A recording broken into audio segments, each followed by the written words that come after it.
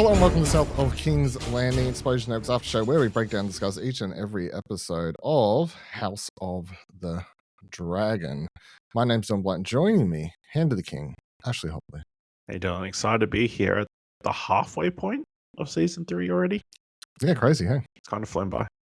Time flies when you're having fun. It does. As they like to say. This week, we are here to talk about, episode 4, titled Tumbleton. Synopsis was simply, Ormund's invasion of Tumbleton forces Rhaenyra into a corner.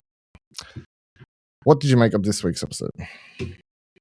Yeah, another good episode of House of the Dragon. Kind of, we've definitely set up Ormund now as the main antagonist, like a clear antagonist.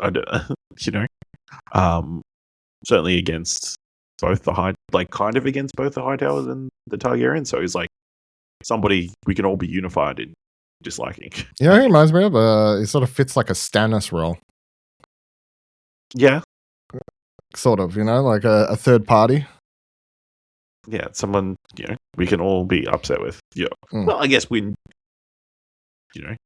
he was just another person, I guess, to put his name up, I guess we never thought of him as a legitimate Stannis as a legitimate person to get. No, but like he was just that when he was thrown in, it's like, because instead of just having the normal two parties going at each other, it's like someone comes in from the side, sort of thing. I mean, he's not quite the same, Ormund, but no, element. I think all that stuff is really great. Again, just the kind of slow realizing of Rhaenyra, that running the country is not that easy, and is a bit of a struggle. We got the Rhaenyra, yeah, and Daemon stuff a lot quicker than I thought it would be, but that reveal, setting that up, I thought it was a good episode. Actually. Interestingly, I feel like everybody said episode 2 should have been the end of last season. And I didn't feel like last week should have been the premiere of a season, but this episode definitely feels like it should have been more towards the front of the season, Just because it definitely sets up the adversary. It's sort of like we're just in a weird thing of, you try to, just because of how things play out, usually you try and pace out these shows properly in your head, the way episodes should fall and stuff like that. But then you're like, now that we're 4 episodes in, I'm like, I don't really know how any of these should have. I think when it's all finished, it'll be a really good conclusive, all binge together kind of series, I think. But, you can't really plan for it that way, I don't think. And I don't think that was their intention. Obviously a really good episode. Every episode this season's been great. There hasn't been a single, not fantastic one so far. Really enjoyed getting to see and learn more about Ormund in this episode. Get much better idea of his character outside of just a guy who hates, who's a bit of a germaphobe, I guess was our initial sort of all we got about his character, and not learning too much more than that. Now we know that he definitely has this high level of faith that, that the Hightowers are brought up in and all that sort of stuff's important, hates Targaryens, and as much as he puts across this very esteemed, better than everyone esteemed character, at the end of the day, he has a deep-seated anger that's within him, which is quite interesting. And the performance by Jamie Dornan is very good. James Norton. What did I say? Jamie Dornan. Close enough. Whatever. They're all British, right? Yeah, they're very similar. They're very similar, Reading again from W Magazine this week for their recap. We begin the episode in Tumbleton, city just outside King's Landing, which Ormund Hightower and his host took over at the end of Rhaenyra Triumphant. Last week's episode. Hugh the Hammer's wife, Cat, makes another appearance following her escape from King's Landing to stay in safety with her brother. Unfortunately, the war has followed her, and she now must share a living space with Hightower Bannermen, who are less than respectful. It seems the Westerosi construction does not have its own version of the Third Amendment. Also in Tumbleton is the real Darren Targaryen, free from the enemy's graft and sporting a head of auburn hair. Episode 4 provides more context into the relationship between Darren Darren, and Ormund, who basically raised Alicent's youngest son after he was sent to Old Town at a young age. We learn more about Ormund, his anger issues, delusions of grandeur, aversion to odors, and an impressively perky butt throughout the honor. We also see Darren dutifully serve Ormund and follow his lead, while Darren also had a more mellow, pacifist father in Viserys. Ormond seems to make it his goal to weed out any hint of feebleness in the boy, and he appears to be mostly succeeding. Yes, Darren may have benefited from escaping the environment that produced Aegon and Aemon, but whatever is happening here doesn't seem much better. What do you make of what we got out of Darren? Darren? Is it Darren or Darren? How am I saying it? Darren. Darren? I think. Sure. Darren? They don't say his name. Darren. D-A-R-O-N. Darren. Darren? Yeah. Whatever. Sure. Yeah, what do we make of this? Also, is his hair's dyed, Orban? That's what we're... I think that's what we're led to believe. But, he is, Alicent's son, so I mean, maybe he has her hair. He's the one who has hair like her, although we're to believe that the Targaryen blood, is super potent in, DNA and, genetics and all that kind of stuff. Yeah, I think it's interesting. Obviously it's ultimately set up to place him as another suitor to the crown. So yeah, I think it's interesting. He's a lot more timid. He's not as bloodthirsty or wanting it, and that kind of stuff. He's definitely, a little bit more of a nurturing figure. So to have him thrust into this position, I think is an interesting, it's definitely a case of the people around him pushing him forward rather than him wanting the throne or anything like that. I think, especially the way you see what he is with his dragon and that kind of stuff, he kind of just wants to be left alone. But I think he is seen and been around these people enough to know their tells. Obviously, there's that moment where Ormond's about to get angry. Ormond is about to get angry, and he just knows the signs and sends the one kid out of the room and that kind of stuff. So, yeah, I think it's interesting. He's definitely very different to the other two children that we're used to. 3 children, I guess. 3 children, yeah. Ormond's anger is specifically set off when Aemon fails to contact the host in Tumbleton. They need Vhagar to keep control over the city, but the second son is still MIA. Ormond isn't the only one who's wondering about Aemon's whereabouts and current status. I, too, writes this writer, am anxious to know his fate, as are Sir Christian Cole and Gwaine Hightower, who have arrived in Harrenhal to find all the Strongs dead and no one to greet them but Alice Rivers. Alice has seemingly made herself very comfortable at Harrenhal, and she looks to relish in messing with Christian and Gwaine. She says Aemon stopped by, but left after Rhaenyra took King's Landing, information that is news to the men of Team Green. She has also done a good job of hiding not only Aemon, but also the biggest dragon in the land, as scouts have been able to find either in a search. What's going on with old Witchy Pants? I have absolutely no idea. Maybe she did help him and send him away to someone who actually could help. Maybe he's hiding him. Maybe it's a misery situation. She's holding Aemon hostage and going to keep him there until she gives him Harrenhal. Who knows? I think it's too early to tell where that storyline's going to go. My problem with last time, we obviously 2 episodes ago, when we talked about what she could try and do. If she has some way of bewitching him, let's say, or what have you, I still just don't understand. Her, if her entire goal is to get Harrenhal, it just seems below her a bit. If you know what I mean. I'm why do you care? I don't know. Maybe she has grander schemes, or maybe it's spiritually important, or has hidden power that nobody is aware of. That kind of stuff. It could be. I mean, there was the tree from last season, obviously. So back at King's Landing, Rhaenyra is still building out her small council, allowing Grand Maester Orwell to stay on as long as he remains quote-unquote loyal and useful, and electing Torrhen Manley as the Master of Coin, if for no other reason than to blame him for the empty coffers. Together, they decide to send the troops in the Riverlands to Tumbleton to root out Ormond, and to send Hugh the Hammer and Ulf White, to look after the city on their dragons in the meantime. What do you make of her plan to throw creepy Master of Coin into the mix? I think it was pretty clear based on one, the casting of the actor. Like, what's his name again? I can't remember, but someone that's like a B tier. He's recognizable enough, but also you can kill him. Yeah, I mean, but like he's a prominent. I feel like more prominent than this. Well, I guess they had Rhys Ifans in the first season, so, and Paddy Constantine. Yeah. So I think he in Matt Smith. But I think it's one of those actors that you're like, oh, I know you from stuff. It's kind of weird that you're here. And American, very American, but also that kind of fits within the character, kind of obnoxious, noble. But yeah, I think he's an interesting addition. I feel like, obviously, as Rhaenyra points out, her council is very thin. So Dan Fogler, So yeah, I think she just needs people. Yeah, her ultimate plan of blaming him if there's a problem works.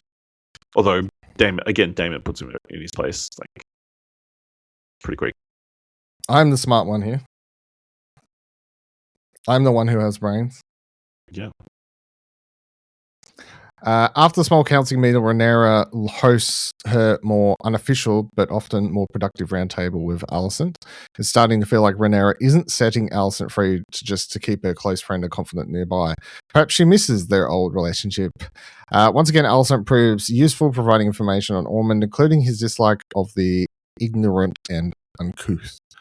While Rhaenyra's small council is slowly expanding, it's still missing Corlys, who abandons his post in anger over the Queen's inability to legitimize his sons, claiming he's off to find and eliminate the rest of the triarchy still plaguing Westeros' trade routes. The Sea Snake sends Alan to talk to Rhaenyra in his head. The promotion does allow Rhaenyra and Alan to bond a bit as they compare daddy issues. Corlys distracts himself with battles while Viserys' preferred models. Neither seem to face their issues head on, so how can the children be expected to break these patterns? I quite like seeing Alan joining the... Yeah, the pairing is nice. The pairing's nice. Just because I feel like Alan is so down to earth and, he's actually a normal person. Well, he thinks outside. He has the ability to think. I think he's shown he's quite smart and ability obviously he was first mate for and, a long time, so I mean he is. Yeah, but like he's even being cancelled. His explanation about why his father has disappeared. It's just the ability to be like, say that instead of what he really wants to think, which is he's being a little bitch. Yeah, he's like, no, he's gone through a lot. People have died. He lost all his riches. You're not giving him what he wants. Maybe what he actually needs to do is just go out and let off some steam. Smash somebody. Yeah. And even Rhaenyra's like, yes, maybe that is the truth. And delivered in such a way that she's willing to, accept. Yes, which I think is key. Also, I love the fact that again, bring up the fact that all these fucking rats everywhere. It brings up, solution is just get a bigger beast. So we look forward to King's Landing being overrun by cats. Maybe tigers. No, probably just they don't have cats. I don't think they're going to be letting loose tigers. Or I will say I do love bringing back the model of old Valyria. That was obviously a huge part of the first season that Viserys was working on for ages. Yeah. And then it's just been relegated to some dusty room, half broken. This pride and joy, forgotten and left to be covered in dust.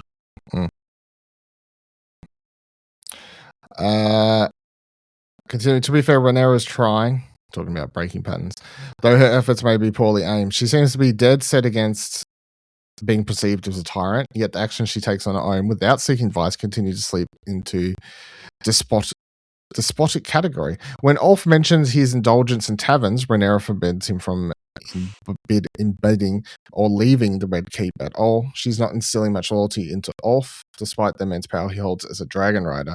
Through Ulf, Rhaenyra also learns of insurgency within King's Landing and the Queen of Bastards graffiti on the city walls. Perhaps the culprit was a rebellious Corlys, releasing his anger through art before fleeing the city. Rhaenyra orders her gold cloaks to remove the markings and find those responsible, leading to chaos and violence in the streets. What do you make of that scene? I guess the fact the gold cloaks are going so ham, so violent, it's just very much not the King's Landing that we think that she's trying to build, and yet that's what's happening. Yeah, I know. There's two ways you could take it. It's mixed messaging that she's like, I want these people to be found, and they've been like, we're going to knock people out until we find the fucking people. Or the gold cloaks are pissed off that they're not getting paid, and kind of using this excuse to exert their frustration on other people. True. The people who are going to get the money, to stay alive and that kind of stuff. So, I think we will find out in the coming episode which way it actually leans, but both are bad for Rhaenyra. Outside Rook's Rest, we return to Larys and Aegon, who continue their ill-fated journey together, including a visit to his dragon, Sunfire, who was presumed dead after the Battle of Rook's Rest in Season 2. After paying a willy man to let him touch Sunfire, Aegon declares that the dragon is still alive. He doesn't look to be, but it's not far-fetched. Game of Thrones watchers know Joffrey technically spoils House of the Dragon episode 4 of Season 3 of the original series, where he tells his betrothed Margaret... Do we want to spoil this? When he tells his betrothed Marjorie Tyrell that Rhaenyra was murdered by her brother, or rather his dragon, referring to Aegon and Sunfire. For Sunfire to fulfill that story, Aegon has to be right. Have you seen this all over the internet? I have seen people mention that Joffrey talks about this. Yeah. Well, no, that Rhaenyra dies by dragon. Yeah.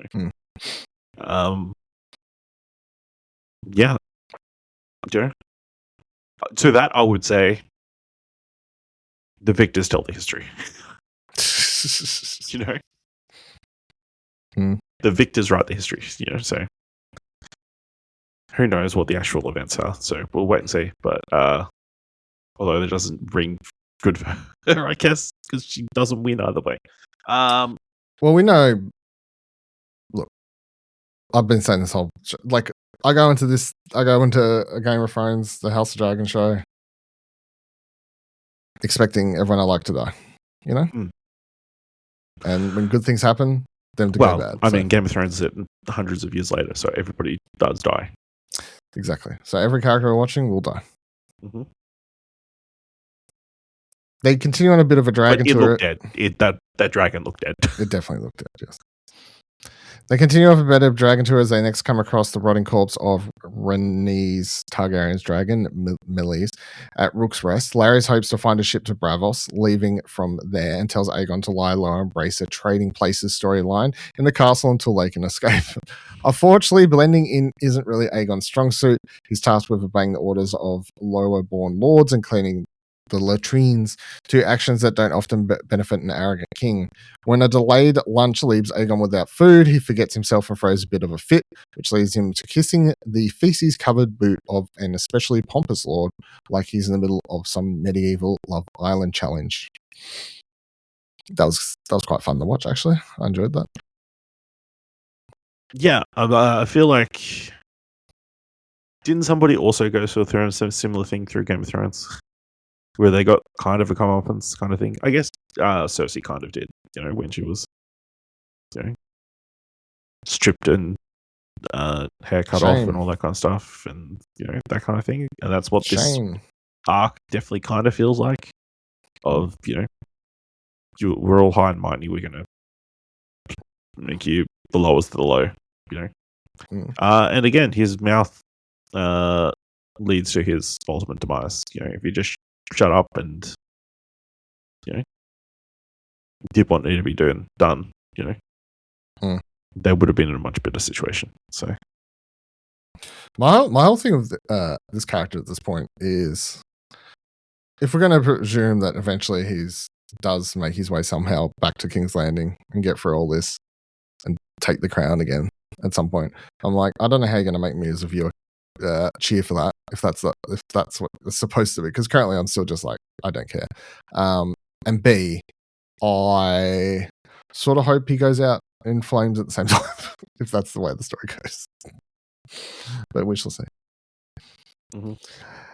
Daemon heads off on a business trip to the Vale for a visit to the best dressed woman in Westeros, Jean Aaron. She assumes he's there for more soldiers, so his actual quest for money comes as a relief as she sends him off with 10,000 gold dragons.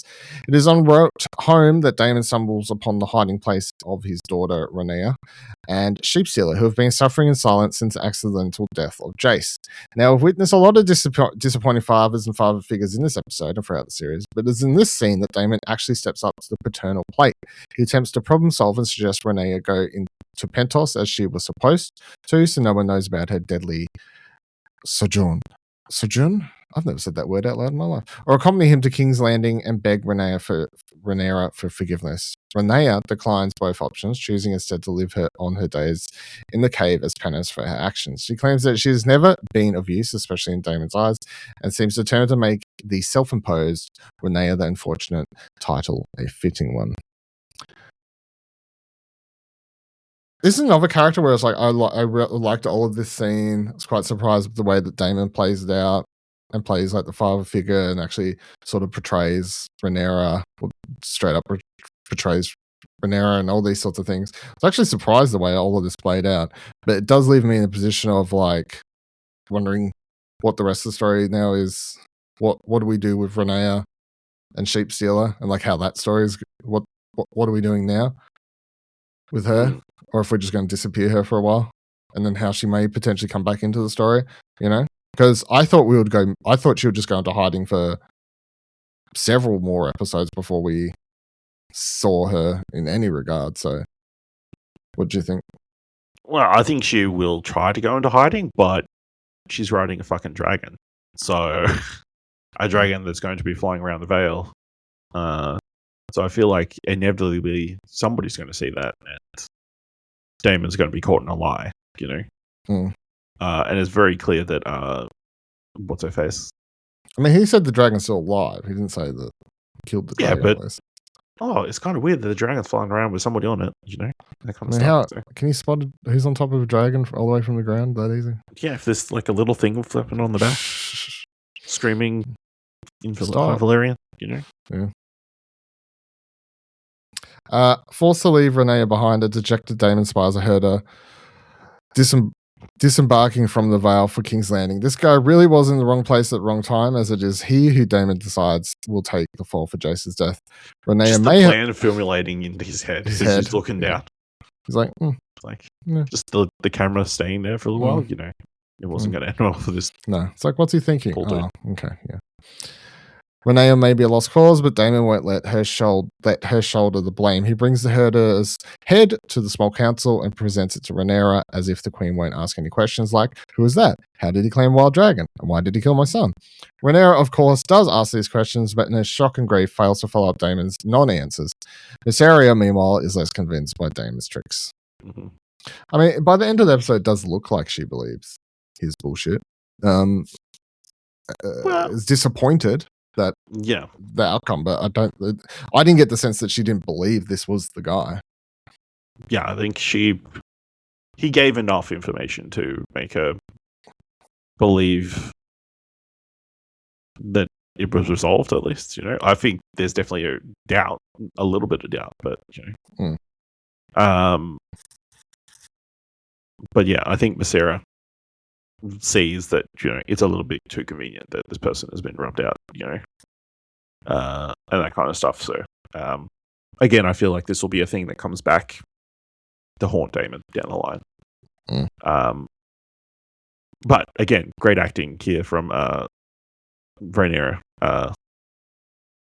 You know, Emma Darcy. Emma Darcy again. You know, the whole, you know, again, just kind of holding it all together while she's in. Everyone else is trying to still talk seriously or whatever, and she's just staring. Yeah, everybody's talking about stuff, and she's like completely caught up in this detail that's suddenly been dropped. This bomb that's been dropped on her that everybody else has just moved past. This little head of that's on the table that everyone's like, oh, okay, seems normal. And to be fair, that it doesn't look like a dude anymore. So no, I made sure to burn it up a bit. Burn it up a bit, yeah. Oh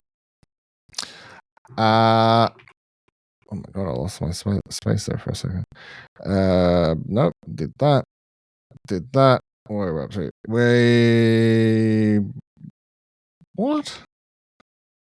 No, got it. All right, everyone's fine. Stop freaking out. We end the episode on some Hightower revelations, starting with the reveal that Rhaenyra is pregnant, a fact she's been hiding even from her mother. It's a smart move from the considered to be dull queen. Rhaenyra has been sparing Rhaenyra's life, likely against her better judgment. This pregnancy, however, could further complicate Rhaenyra's claim, something she may not want to risk. Whoa, I think we're jumping the gun here. Maybe she's just been, just having a bit to eat, We shouldn't make assumptions about people's weight and that kind of stuff automatically, I think the way the episode was shot was made to have us have assumptions. Just because her breasts get bigger and she's just, she's in the background of the shot struggling to put on struggling to put on her clothes, yeah. They make sure they really show her like, To be fair, at first I'm like, classic her. Classic idiot. Classic Elena. Struggling with the jets. Struggling with the hoodie. Meanwhile, over in Tumbleton, Ormund continues to reveal his true colours, while a spat between one of his bannermen and a local blacksmith leads to a fair resolution on Ormund's part early in the episode. He's now done a complete 180. Ormund admits he's been raising Darren to one day become king, a godly Hightower king, not marred by Targaryen poison like his brothers. Of course, the impressionable Darren on the Iron Throne would likely grant most of the power to his probable hand of King Ormund. How convenient. Anyway, to prove he will be a righteous king, Ormund has decided Darren must kill the innocent man who laid hands on a Hightower when the soldier was attempting to rape his sister. Mercy is not one of the virtues important to Ormund, it seems. Darren, ever the obedient one, does as his protector asks, much to Ormund's delight. It now seems Ormund has officially solidified his spot as the villain of the season. And, as he says, just as Tessarion burns the remains of the poor blacksmith, and right before the credits begin to roll, now we begin. Yeah, I mean, as we talked about, and you said at the start of the episode, it's very much the, hey, this is the big bad of the season. This is the main villain. This is the big villain reveal, kind of. Like, him monologuing what his plan has been all along. So, yeah. Good fun. Mm-hmm. Good stuff. Any other comments? Did we touch on the scene where he is talking to the people, the nobles of Tumbleton in the bathtub? No. And how the show kind of chickened out? I don't know if the show chickened out or he was unwilling to go the distance. We watched Night of the Seven Kingdoms. They could get a prosthetic. Yeah, I was going to say, just do the prosthetic dick thing. Like, who cares? Yeah, with a massive, massive slong. Yeah. Just go the way. Because that was the energy he was giving across, He was giving big dick energy. It's true. Definitely trying to keep the lady of the courts. He's trying to make sure his Iron Throne's ready for the hand of the king, if you know what I mean.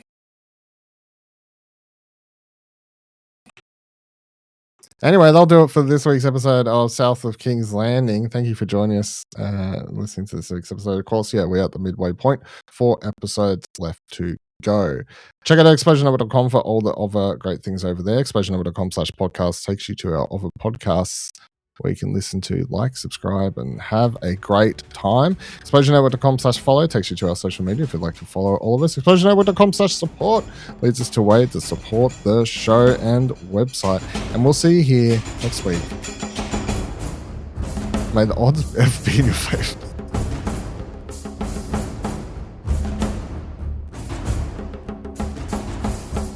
You forgot how it ends again, didn't you? It's like the council's over. Yeah, council's over. But for some reason, may the odds of being in favor came into my mind and it just